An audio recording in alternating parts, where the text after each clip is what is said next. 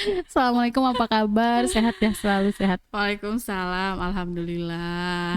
Sehat Gimana? juga ya? Alhamdulillah sehat, baik-baik aja. Kuliah sudah mulai offline. Sudah beberapa. Hmm. Hanya ini berhubungan dengan kegiatan-kegiatan yang lain, jadi Hmm. beberapa kali online, Ya. beberapa kali offline. Hmm. Tapi si anak mahasiswa tuh memang offline tuh semangatnya luar Oh, biasa. lebih tinggi semangat offline Karena ketemu dibandingkan. dengan Oh teman-temannya iya, ya. beda dengan kita ya. Kalau kita inginnya online terus berjalan.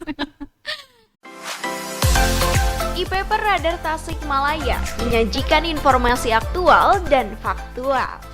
Untuk informasi berlangganan, kunjungi radartasik.id. Nih, kita tuh sebetulnya pengen ngobrol tentang ada apa namanya permen baru tentang perlindungan kekerasan di kampus atau pencegahan. Ya, itu bukan Namanya apa sih? Namanya Permendikbudristek Dikti nomor nomor 30 tahun 2021 tentang pencegahan dan penanganan kekerasan seksual. Nah, itu tadi aku perlindungan kekerasan ya. Tapi namanya pencegahan dan penanganan kekerasan seksual. Jadi kalau disingkat PPKS, kita panggilnya PPKS. PPKS. Di lingkungan kampus, di lingkungan perguruan tinggi. Iya. Khusus berarti ya, khusus perguruan tinggi. Iya, perguruan tinggi kan ada PTN, terus ada vokasi, terus ada politeknik. Oke, ya. betul. Jadi mencakup keseluruhannya. Pokoknya di lingkungan perguruan tinggi aja gitu kan. Iya. Nah, itu udah 2021 turunnya permennya. Iya, itu tuh 2021 2022 ya. Kalau nggak salah 2021 deh, tapi itu pun memang akhir kalau nggak salah. Oke. Iya, kalau nggak salah. Karena kan pasti ada proses sosialisasinya tidak langsung ya. Ya, seingat saya tuh makanya muncul kemarin juga pembentukan beberapa kali di kampus juga kan itu perlu proses ya. Iya, tidak bisa serta-merta. Tidak langsung muncul saat itu juga. Itu keluar, kemudian ada penekanan dari Mas Menteri untuk seluruh kampus membuat satuan tugas penanganan tersebut, PPKS. Karena itu adalah amanat dari permennya. Iya. Berarti kalau itu wajib ya? Wajib. Untuk tahun ini targetnya kalau nggak salah 60% perguruan tinggi Indonesia harus sudah punya Satgas. Iya. Satgas. Tahun depan ditargetkan 40%. Artinya kan berarti menargetkan 100% di tahun depan secara perguruan tinggi itu harus sudah punya. Dan tidak hanya negeri kan, swasta juga gitu. Nah, tahapannya apa? Yang dari permen itu menguraikan amanat-amanat dari permen itu, tahapannya di kampus itu harus seperti apa dulu? Apakah langsung pembentukan satgas, harus ada apa dulu gitu? Harus bagaimana? Prosesnya itu untuk pembentukan satgas nanti satgas itu akan dipilih oleh pansel. Jadi pihak kampus membentuk pansel. Panselnya harus melalui proses dulu rekrutmen. Jadi yang ditentukan, yang akhirnya ditetapkan oleh kementerian kan semuanya berproses. Berprosesnya itu mulai dari rekrutmen dari pihak kampus ke pihak panselnya, calon pansel itu dari pendidik, kemudian tenaga kependidikan dan mahasiswa. Jadi seluruh komponennya harus terisi. Oke. Setelah itu ditentukan itu, kemudian kita ada yang bentuknya pelatihan online untuk pansel. Untuk calon pansel dulu, belum pansel ya. Belum pansel, calon pansel. Setelah itu nanti ditentukan beberapa orang yang dinyatakan lulus. Dinyatakan lulus. Setelah lulus kemudian diserahkan kembali ke kampus untuk ditetapkan sebanyak 7 orang sebagai pansel. Dari 3 unsur ya. Dari 3 unsur, dosen, tenaga pendidik, tenaga kependidikan dan mahasiswa. Dan 7 orang itu nantilah yang akan merekrut satgas. Iya. Pansel kemudian membuat petunjuk teknis, juknisnya seperti apa. Kemudian merapatkan pemilihan dan penetapan. Penetapan tetap dilakukan oleh rektor. Jadi pansel hanya menyerahkan daftar yang memang sudah memenuhi sesuai dengan yang dikriteriakan, kemudian nanti rektor menetapkan gitu sesuai dengan juknis yang sudah ada, yang sudah dibentuk tadi. Oke, berarti memang ini sekarang sudah masuk ke tahap di Unsil, sudah masuk ke tahap pansel. Pansel mungkin sebentar lagi bakal disahkan untuk juknisnya, dan selanjutnya bekerja panselnya untuk perekrutan satgas. Ya, satgas. Oh, jadi sudah terbentuk pansel kalau sudah begitu ya. Pansel. Ibu dan Bu Ira sebagai salah satu pansel. Iya, salah satu panselnya. Nanti pansel yang akan merekrut satgas ini gitu. Satgas juga sama 7 orang atau berapa orang untuk satgas? Satgas itu kalau di Permen itu dibatasin minimal 5. Oh, minimal 5 orang. Iya, tergantung dari besar kecilnya perguruan tinggi. Oh, ada standarnya gitu ya. Ada spesifikasi perguruan tinggi ini sekian orang begitu. Kalau dalam peraturan itu tidak dibatasin begitu, hanya dibatasinnya minimal 5 orang. Oh, minimal gitu 5 aja. Orang. Jadi nanti untuk selanjutnya itu kebijakan dari kampusnya akan menentukan berapa. Kalau asalkan berapa? ganjil. Oh, ganjil. Iya. Unsil rencananya itu tadi Pak Rektor menyatakan 5-nya tetap muncul, 5-9. 5-9. Nanti kita lihat responsi dari pihak kampus dari pendidiknya, dari tenaga kependidikannya, dari mahasiswa. Tapi sampai saat ini animonya sudah mulai muncul gitu dari mahasiswa. Udah ada beberapa yang memang tertarik untuk ikut gitu. Dosennya juga sama. Terus yang tekniknya juga nanti kan ada sosialisasi. Nanti kita akan munculkan itu banner dan segala macamnya. Ini sangat menarik sekali sebetulnya ya, membahas tadi Permen PP kepanjangannya? Permendikbudristek. Panjang ya. Permendikbudristek. Nama permennya pencegahan dan penanganan kekerasan seksual di perguruan tinggi. PPKS. Jadi kalau ingatnya PPKS gitu ya. Kalau simpelnya enaknya panggilnya PPKS aja. Nah, ada permen PPKS itu berarti ada sesuatu yang urgent di dunia lingkungan perguruan tinggi. Ada yang urgent berarti ya. Apakah itu juga kaitannya dengan beberapa kejadian yang sempat viral begitu sehingga kementerian mungkin membuat satu aturan itu? Betul nggak sih sebetulnya? Seberapa urgent ini? Kalau dilihat itu memang sudah sangat urgent, tapi tidak berdasarkan apa yang memang viral saat ini gitu. Kan ada pemberitaannya sampai di mana-mana bahwa ada kejadian di salah satu universitas. Kemudian dinyatakan tidak bersalah gitu untuk salah satu pihaknya. Tidak berdasarkan itu, tetapi berdasarkan pernyataan dari Mas Menteri dan beberapa penelitian yang memang sudah dilakukan, kondisinya memang kita sudah sangat urgent. Iya, sudah sangat urgent karena kasus yang muncul itu hanya sepersekian persen, di bawahnya itu gunung esnya itu sangat besar. Banyak yang memang tidak melaporkan gitu, sedangkan kondisinya memang terjadi. Jadi hanya mulut ke mulut bahwa itu terjadi, tetapi tidak sampai berani untuk melaporkan ke pihak kampus. Gitu. Sehingga melihat fenomena itu, Mas Menterinya juga merasa bahwa ini harus sesegera mungkin untuk dibuatnya sebuah aturan gitu ya, sebuah aturan yang memang mengatur untuk hal ini gitu. Urgensitasnya juga sebetulnya sudah ada gitu. Iya, itu kan berarti muncul sebelum adanya kasus yang viral sekarang. Karena kan proses untuk menjadi peraturan itu tidak sebentar. Tidak serta-merta gitu ya, tidak serta-merta. Itu dibuat kemudian langsung disahkan. Itu kan peraturan menteri harus digodok dan segala macam, mungkin juga akan membutuhkan waktu berbulan-bulan untuk sampai pada akhirnya ditandatangani. Seperti itu. Tadi disampaikan bahwa fenomena gunung es ini ada gitu. Seperti apa fenomena gunung esnya gitu? Apakah sama halnya dengan di masyarakat secara umum ya? Kan sekarang kita ngobrol di lingkungan dunia pendidikan. Pendidikan yang paling tinggi begitu ya, di perguruan tinggi gitu.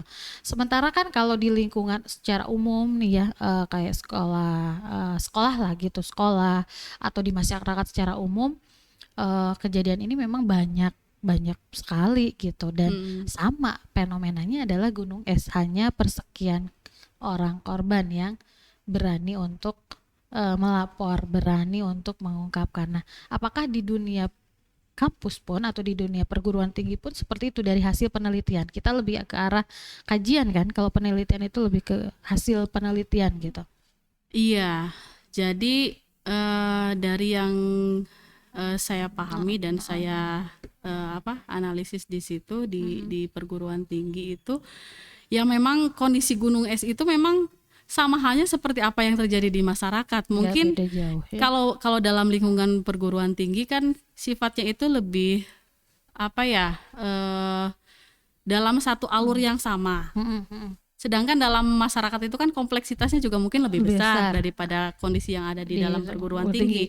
Perguruan tinggi kan semuanya mengerucut ke arah pendidikan gitu.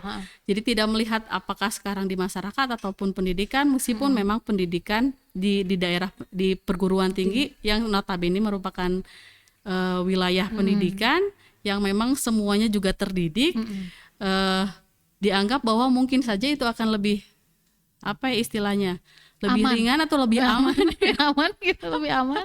Tapi ternyata tidak begitu juga. Ada muncul juga masalah-masalah yang sama seperti yang muncul di masyarakat gitu ya. Akan ada muncul juga seperti itu. Makanya mungkin tadi betul sekali, dari kementerian tidak akan serta-merta membuat sebuah aturan gitu kalau tidak ada sesuatu hal yang terjadi gitu kan. Nah, kita lebih ngobrol ke arah aturan itu yang sudah turun, Permen 30 ya. Permen 30 itu apa aja sih yang diatur selain harus punya satgas di perguruan tinggi? Apa aja yang diatur di sana? Dalam permen itu yang difokuskan adalah pada penanganan korban. Itu yang menjadi penekanan. Highlightnya gitu. Highlightnya itu adalah ini harus didasarkan pada penanganan korban. Karena yang terjadi saat ini akan kemungkinan bahwa si korban itu mungkin akan meskipun korban tapi akan dianggap sebagai orang yang melakukan kesalahan. Iya. Oke. Jadi yang menjadi garis bawah itu adalah satu, ini akan difokuskan pada korban, mulai dari penanganan awal sampai dengan penanganan akhir. Jadi apapun yang akan dilakukan oleh Satgas itu harus atas izin dari korbannya. Dia akan melakukan apa, harus ditanya korbannya mau nggak melakukan itu, atau mau melaporkan ke pihak-pihak yang lain misalkan. Itu pun harus ditanya korbannya mau nggak dengan langkah-langkah seperti itu. Semuanya harus dikomunikasikan dua arah antara Satgas dengan pihak korban. Dengan melaporkannya pun kan sebetulnya korban juga sudah melakukan ekstra banyak resiko ya. Betul. Dia nggak banyak yang harus dipertimbangkan gitu. Iya, dari situ aja udah begitu. Terus yang kedua, selain daripada yang korban itu, ini memuat banyak hal di dalam peraturan itu. Selain dari tadi perlakuan yang sifatnya verbal non-verbal, kemudian ada lagi satu yang berhubungan dengan TIK, teknologi informasi. Seperti apa itu?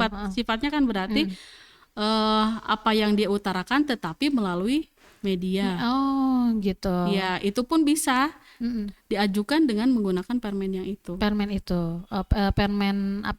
Ristek yang itu gitu ya. Contohnya seperti apa tuh, Bu?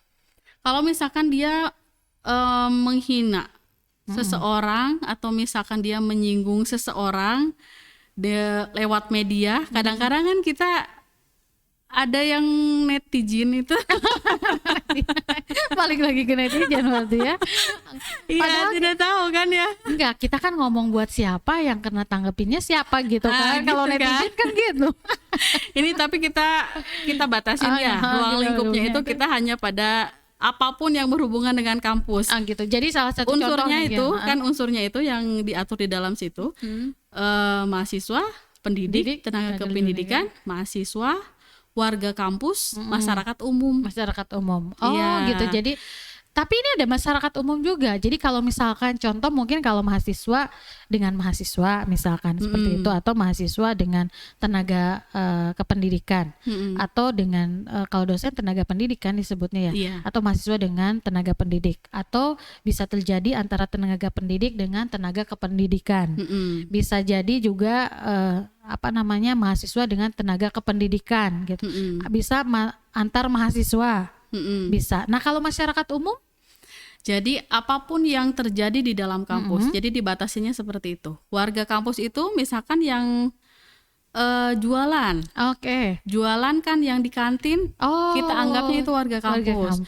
Kemudian masyarakat umum, ada yang misalkan dia ngedorong yang hanya sekedar lewat masuk kampus, dia kan masyarakat umum. Tetapi ketika dia melakukan pelanggaran itu di dalam kampus, dia bisa diajukan juga. Atau misalkan tukang bangunan. Ya, gitu. Dia kan berarti masyarakat umum di situ. Yang lagi ada pekerjaan di satu tempat atau di satu kampus, gitu ya. Berarti itu pun bisa memperlakukan terhadap warga kampus gitu ya. Itu pun bisa gitu. Iya, itu pun bisa. Jadi apapun yang lingkupnya di dalam kampus, terjadi di kampus, mahasiswa, dosen atau siapapun, itu ada di peraturan, di permen yang baru itu. Nah, nanti kalau setelah terbentuk Satgas, tadi sudah disampaikan Satgas itu akan lebih konsen pada korban, dan apa yang akan dilakukan Satgas adalah bagaimana berdasarkan keinginan dari korban. Apakah Satgas nanti punya kewenangan? Misalkan ada terjadi sesuatu nih, misal nih ya, kita mudah-mudahan tidak pernah terjadi sebetulnya ya, misalkan terjadi satu kejadian, ada yang laporan begitu. Nah, Satgas itu apakah punya kewenangan menindaklanjuti sampai ke aparat penegak hukum, atau Satgas harus menyelesaikan tuntas di situ? Untuk Satgas itu dia kan sebetulnya ruang lingkupnya itu dia mendampingi korban ya. Pada intinya seperti itu. Dan apapun yang memang dilakukan, korbannya mau sampai mana gitu, dia harus ikut terhadap keinginan si korbannya. Kalau misalkan korban mau melanjutkan sampai ke jenjang yang lebih tinggi, mau melaporkan ke pihak APH, kemudian Satgas jika memang dia bisa mendampingi gitu, dia intinya kalau Satgas dia akan ikut korban. Intinya Satgas ada di pihak korban. Ada di pihak korban. Berarti tapi apakah Satgas itu nanti mendampingi, misal nih terjadi kemudian Satgas mendampingi si korbannya pengen lapor ke APH, kan kalau persoalan seperti itu biasanya delik aduan ya, kalau tidak salah delik aduan. Nanti Satgas pun akan memfasilitasi dalam artian pendampingan hukumnya, konselornya, untuk menghadapi traumatisnya gitu. Apakah Satgas itu sampai sejauh itu enggak, atau hanya sekedar sampai menerima pengaduan, kemudian dari pengaduan itu nanti akan ditindaklanjuti gitu, dikembalikan lagi ke korban, ini mau seperti apakan gitu. Apakah Satgas kewenangannya sejauh mana? Kalau di dalam peraturan itu Satgas itu sampai dia rihil ya si korbannya. Artinya kan berarti sampai pada tahap yang lebih dalam, tidak hanya sekedar untuk mendampinginya, menerima, kemudian setelah itu meneruskan lepas gitu. Tapi sampai pada tahap si korbannya direhabilitasi untuk lebih lanjut, dan memang ada wacana tadi juga dari beberapa pimpinan juga perlu adanya perlindungan tidak hanya untuk korban, tetapi untuk Satgas sendiri kan kita tidak tahu untuk yang betul selanjutnya itu seperti apa. Betul. Karena mungkin korban tidak diintimidasi, tapi Satgas diintimidasi gitu. Yang mungkin diintimidasi. Karena kan benar. Dari beberapa kasus itu beberapa mungkin levelnya berbeda-beda. Pimpinan dan yang lain sebagainya. Kan porsinya juga berbeda dengan ada keengganan, ada keseganan terhadap yang akan dihadapinya. Siapa yang dihadapi nanti kan gitu, siapa yang melakukannya kan, kita juga akan melihat gitu kan, terlihat misalkan yang melakukannya ini mah hanya mohon maaf dia bukan tingkat tinggi gitu, dalam artian tidak punya jabatan lah gitu ya. Berarti kan akan berbeda juga gitu, dan Satgas pun perlu perlindungan gitu. Tadi ada wacana begitu. Jadi memang harus dibentuk komunikasi kembali nih dengan pihak, tidak hanya sekedar kampus kalau sudah begini ya. Betul. Tidak hanya sekedar kampus tapi juga pihak daerah yang memang menangani mengenai itu. Kan kita juga tidak tahu apakah kasusnya setelah kita cuatkan di kampus, apakah juga memang ada muncul di lingkungan sosial, kan kita juga tidak pernah tahu ya kondisi itu.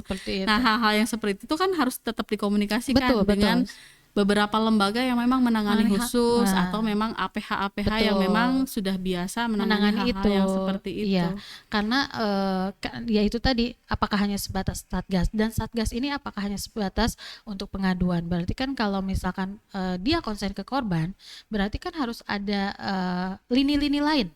Tidak hanya lini pengaduan, ada lini pendampingan, ada lini perlindungan ya tadi disampaikan, dan perlindungannya tidak hanya korban, tapi si Satgasnya juga harus ada perlindungan gitu kan. Ini berarti masih ada PR besar nih ya untuk setiap kampus tuh gitu. Iya, saya jadi terbayangkan ini Satgas.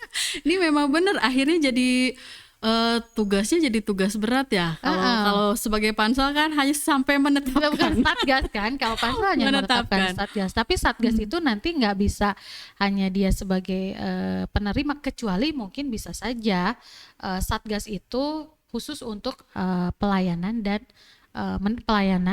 mendampingi sejauh mana keinginan korban begitu. Nah, setelah itu mungkin Satgas bisa berkoordinasi dengan, misalkan kalau korban ingin ini naik ke APH gitu, aparat penegak hukum, berarti mendampingi sampai aparat penegak hukum, atau Satgas ini pun bisa berkolaborasi dengan tadi yang disampaikan oleh Bu Ira itu lembaga-lembaga tertentu, atau kalau di daerah mungkin ada P2TP2A misalkan, berkolaborasi dengan itu untuk penanganan selanjutnya, kan bisa aja seperti itu gitu kan. Iya, mungkin mereka kan memang lebih profesional daripada gitu. Udah punya pendamping hukumnya, udah punya konselornya, konselornya atau misalkan psikolognya gitu, yang hal yang seperti itu. Ini kan memang Satgas sendiri juga nanti akan didiklatkan, maksudnya akan dibina terlebih dahulu sebelum memang langsung terjun ke pihak kampus gitu. Tapi kan untuk hal-hal yang lebih dalam, kita kan tidak punya juga fakultas psikologi yang memang menangani secara psikisnya, kita tidak sampai situ. Tetapi untuk penelitian-penelitian yang sifatnya general memang ada gitu. Nah, tapi berarti di dalam permen itu kampus diberi keleluasaan tidak untuk melakukan kolaborasi misalkan dengan di luar dari Satgas yang dibentuk di kampus, seperti misalkan P2TP2A, Puspaga, Komisi Perlindungan Anak, seperti itu, ada keleluasaan diberikan? Kalau di permen itu tidak dibahas sampai situ ya secara detail, hanya memang kita perlu inisiatif gitu. Diperbolehkan ya untuk inisiatif itu. Inisiatif, karena membayangkan bahwa melihat dari kasus yang memang sudah mencuat di beberapa daerah saja, kondisinya memang ternyata sepelik itu ya. Betul. Prosesnya juga panjang dan banyak intimidasi yang dirasakan oleh berbagai pihak dari terhadap keluarga, terhadap korban dan segala macam.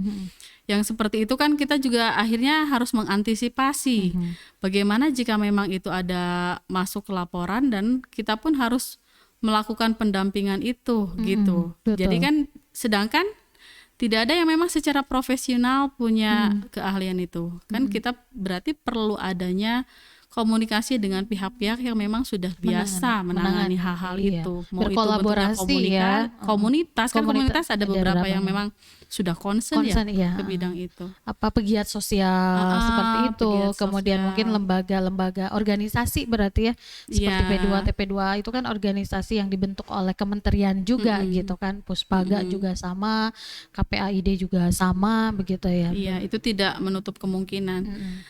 Tapi di awal juga sudah muncul wacana-wacana seperti itu, perlu adanya pendampingan. Kita berpikirnya ada ke pihak-pihak APH dan segala macam untuk menginformasikan minimal bahwa di pihak kampus ada gitu. Adanya. Dan ini pun harus tersampaikan juga ke P2TP2A, sehingga nanti kita ada kolaborasi dan koordinasi yang berkesinambungan dalam penanganan. Karena misalkan kejadian di kampus. Ketika di kampus, anak itu atau mahasiswa itu dia adalah sebagai warga kampus gitu. Tapi ketika dia pulang ke rumah, dia sudah sebagai warga masyarakat secara umum begitu.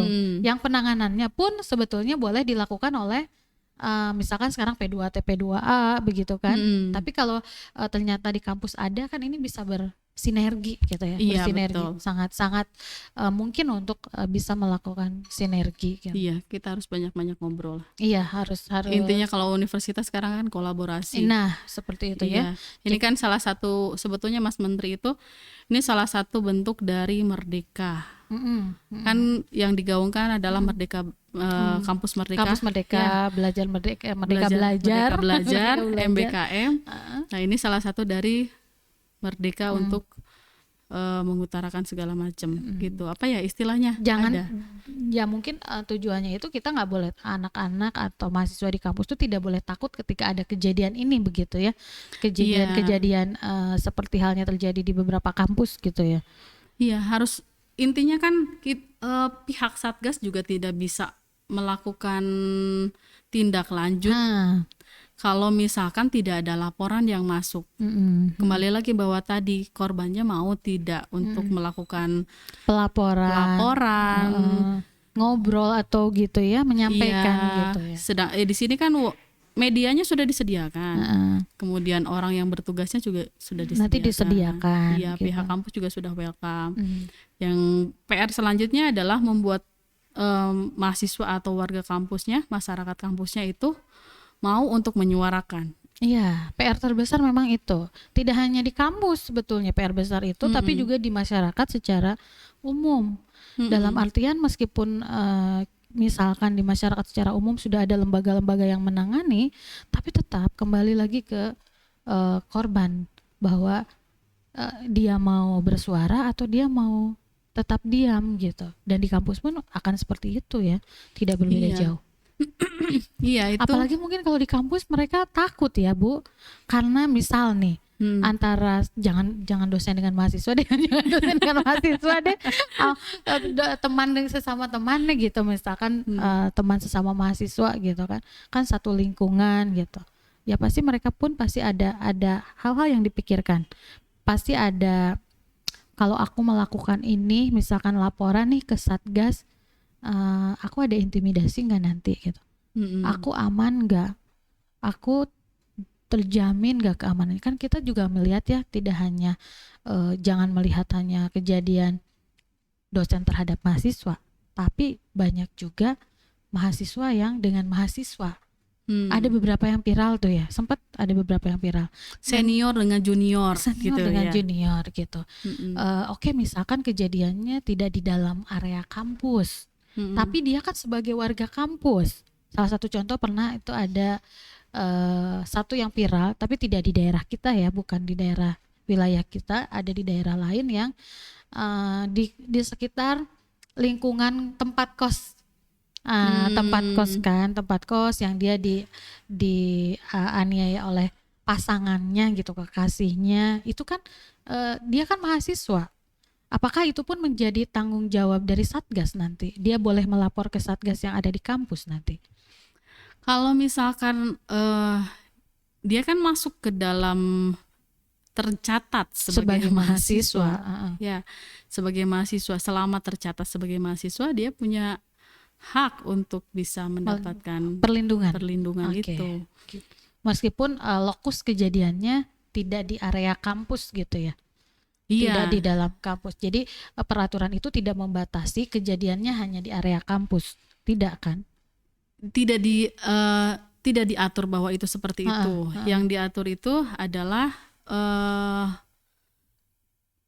selama si unsur itu dia tercatat sebagai mahasiswa di kampus, dia bisa mendapatkan perlindungan PPKS tadi. Berarti kalau begitu ya kesimpulannya bahwa boleh dia melaporkan gitu. Boleh dia melaporkan. Nanti kan ada tindak lanjut dari pelaporan. Nanti akan dilihat dulu.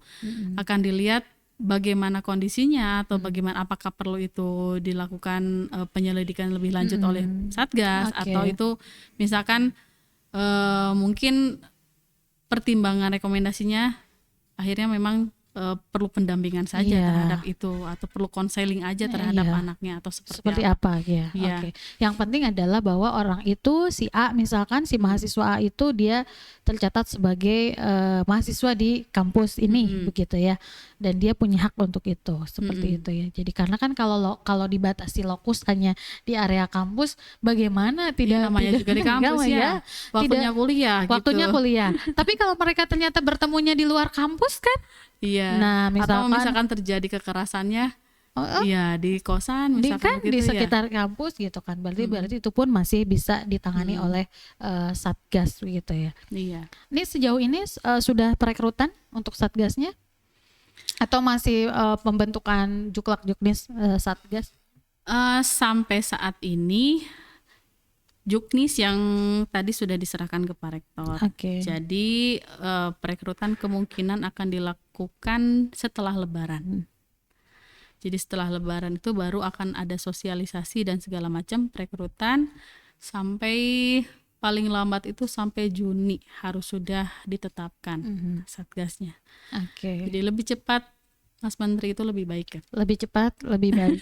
Dan preventifnya lebih dulu. Iya, betul. Preventif, karena dengan setidaknya dengan adanya permen ini yang baru, kemudian dibentuk Satgas di setiap lingkungan kampus, berarti kan itu kita lebih preventif gitu. Setidaknya ada warning gitu.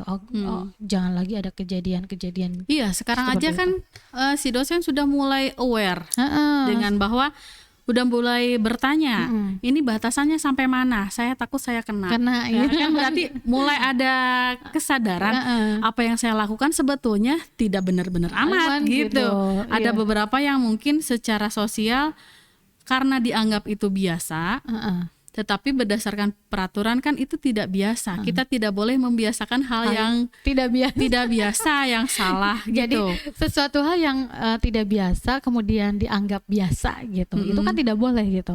Seperti itu, kayak misalkan sesuatu hal yang itu sebetulnya melanggar peraturan tapi sama kita dianggap itu mah hal biasa. Nah, itu tidak boleh dibegitukan lagi gitu ya. Iya, orang harus benar-benar aware tuh bahwa setiap orang itu adalah individu yang independen ya. Jadi dia secara independen dia harus memahami tentang dirinya bahwa ada batasan tuh antara dirinya dengan lingkungan yang khususnya kalau di sini kan berarti di lingkungan kampus. Di lingkungan kampus. Dosennya yang tadinya suka heureuy-heureuy. Awas loh ya. Ya, gitu. Terus ada pembatasan kan kalau pertemuan di luar kampus itu tidak boleh lebih dari ada pembatasannya juga. Ada. Oh, jadi di aturan itu ada. Diatur juga. Tidak boleh lebih dari berapa jam? Berapa ya? Pokoknya nanti jangan terlalu lama gitu ya. Harus dibaca nih permennya ya gitu. Iya. Oh, jadi kalau kata Mas Menteri ini udah mencakup semuanya, katanya begitu. Sudah bukan sempurna tapi sudah menurutnya mungkin sudah semua diatur ada gitu, tinggal dilihat dipelajari kemudian dilaksanakan gitu. Ya kalau sampai pertemuan di luar dibatasi memang berarti sudah begitu lengkap. Iya.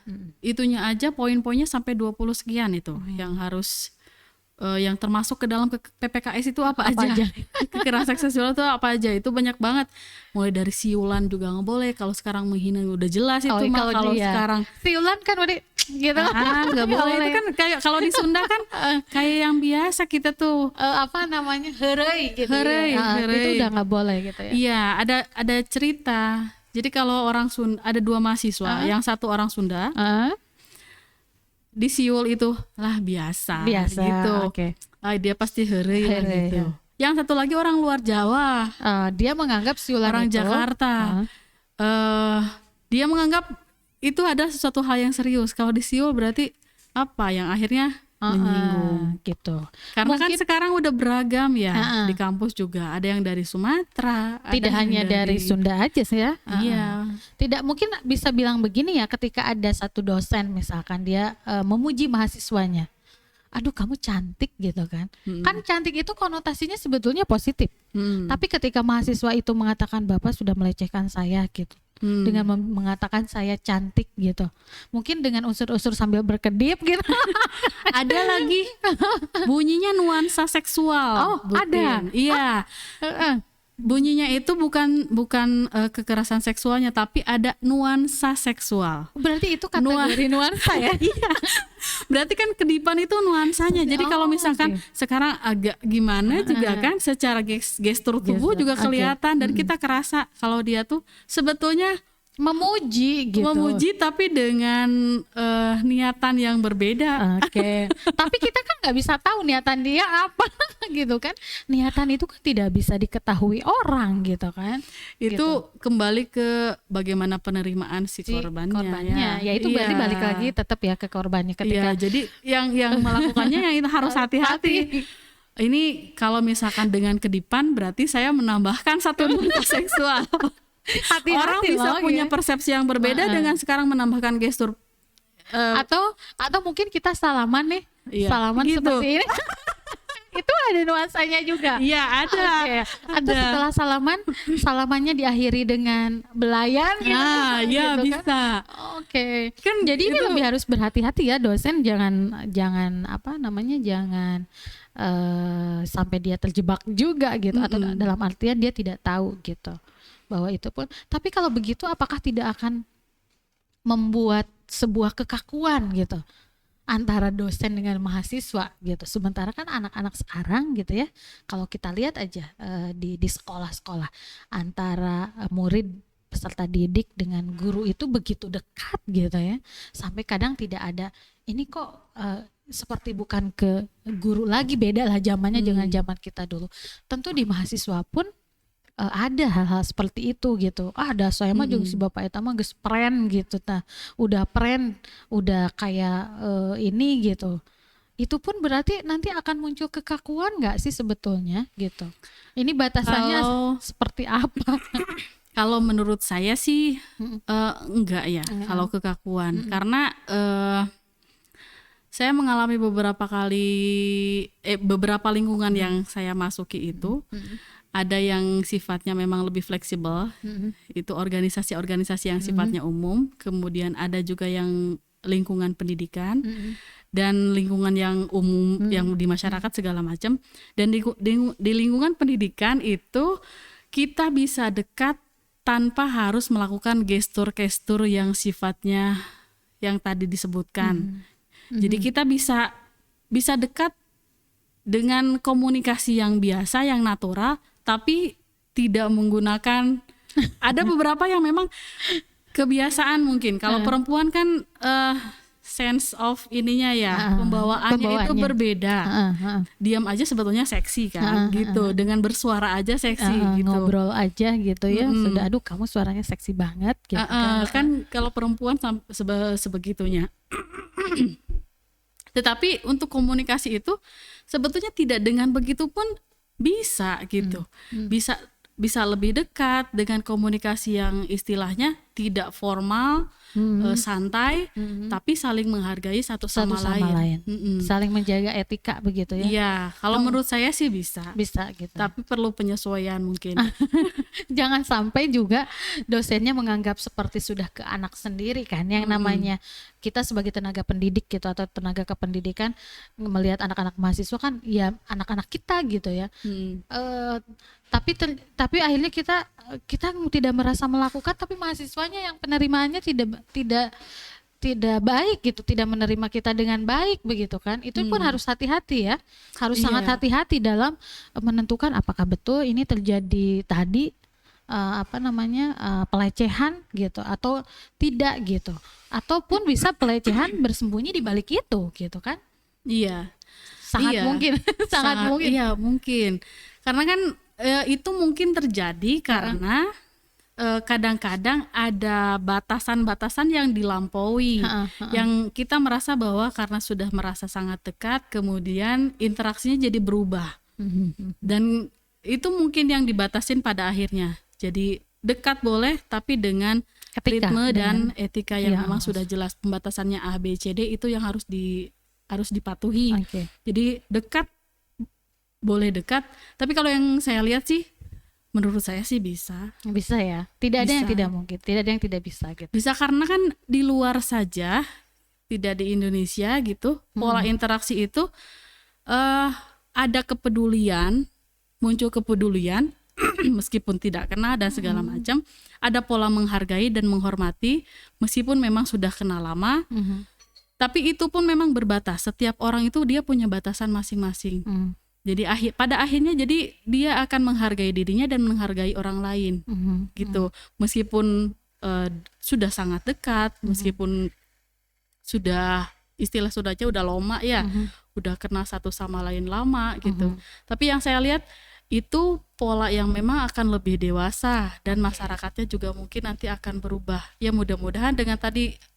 Ini adalah sebagai warning awal. Ini kalau kata Mas Menteri di perguruan tinggi itu adalah gerbangnya. Sebelum mahasiswa itu kan setelah selesai dia akan kembali ke masyarakat. Okay. Jadi disinilah gerbangnya. Kalau kata Mas Menteri begitu. Beberapa kali ditekankan di perguruan tinggi ini adalah gerbangnya sebelum mahasiswa masuk ke dunia yang sebenarnya itu di masyarakat. Balik lagi ke masyarakat. Iya. Tapi setidaknya dengan adanya permen ini adalah suatu kemajuan besar ya, suatu perhatian yang cukup serius gitu untuk dunia kampus dari kementerian begitu. Meskipun di dunia secara di lingkungan secara umum masyarakat memang ini sebetulnya sudah ada sejak lama, ada perlindungan anak-anak, ada perlindungan perempuan begitu. Dan di kampus memang sudah waktunya saat ini ya. Iya. Lebih cepat lebih baik tetap. Lebih cepat lebih baik. Jangan menunggu kasus sebetulnya. Jangan menunggu karena ini gunung es. Ya.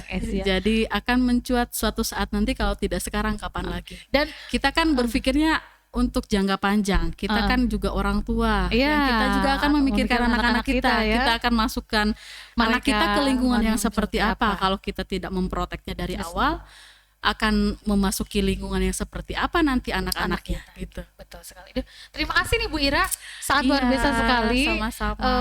Berarti kan nanti Pansel masih bekerja ya, Bu Ira masih membuat juknis untuk nanti Satgas bekerja, kemudian untuk melakukan rekrutmen Satgas.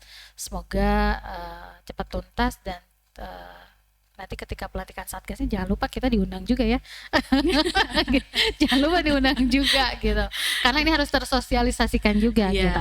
Jadi kan tidak hanya mahasiswa mungkin yang akan tahu, tapi orang tua pun mereka juga harus tahu bahwa kampus pun sekarang sudah menerapkan ini untuk memberikan rasa aman, rasa nyaman kepada seluruh warga kampusnya ya. Iya. Unsil salah satu yang memang penerapan paling awal. Dan Unsil harus jadi pelopor, harus jadi pelopor di wilayah. Harapannya kan kita lingkungan pendidikan di Prihatim mudah-mudahan jadi tonggak perubahan minimal untuk ke depan ke daerah masyarakat sekitar. Baik, terima kasih Bu Irani. Sama-sama. Waktunya kita tidak terasa ya. Semoga cepat tuntas dan semua aman-aman saja. Amin. Sampai ketemu lagi di ruang publik. Karena ruang publik ini tempatnya siapapun boleh datang, boleh curhat, boleh ngobrol, boleh sosialisasi, edukasi, promosi apapun itu boleh. Jadi tidak hanya kita sekedar ngobrol yang formal, informal juga boleh, nggak apa-apa. boleh. Baik, terima kasih Bu Irani. Sampai ketemu lagi di lain kesempatan. Sampai jumpa lagi. Terima kasih. Assalamualaikum warahmatullahi wabarakatuh. Waalaikumsalam. Terima